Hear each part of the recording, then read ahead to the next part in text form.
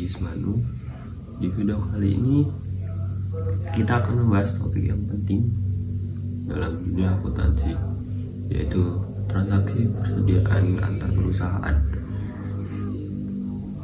Transaksi persediaan antar perusahaan terjadi ketika satu perusahaan menjual barang kepada perusahaan lain atau membeli barang dari perusahaan lain. Ini biasanya terjadi antara perusahaan yang memiliki hubungan afiliasi atau perusahaan memiliki kepemilikan saham bersama.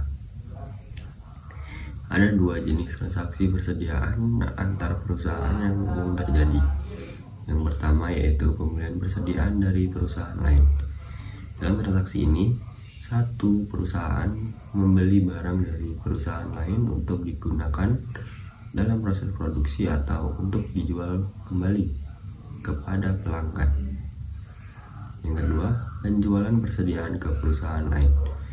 Dalam transaksi ini, satu perusahaan menjual barangnya kepada perusahaan lain. Ini dapat terjadi jika perusahaan memiliki barang yang tidak lagi dibutuhkan atau jika mereka menjual barang kepada perusahaan lain untuk tujuan bisnis. Selanjutnya, pengakuan akuntansi untuk transaksi persediaan antar perusahaan melibatkan pencatatan persediaan yang dibeli atau dijual dalam catatan akuntansi perusahaan.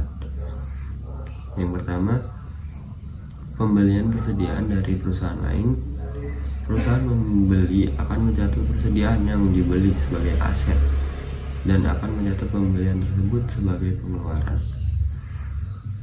Sedangkan penjualan persediaan ke perusahaan lain, perusahaan penjual akan mencatat penjualan persediaan sebagai pendapatan, sementara perusahaan pembeli akan mencatat pembelian persediaan sebagai pengeluaran. Perlu diingat bahwa transaksi persediaan antar perusahaan juga dapat memiliki implikasi pajak yang perlu dipertimbangkan. Perusahaan harus memahami peraturan pajak yang berlaku dan melaporkan transaksi ini dengan benar kepada otoritas pajak.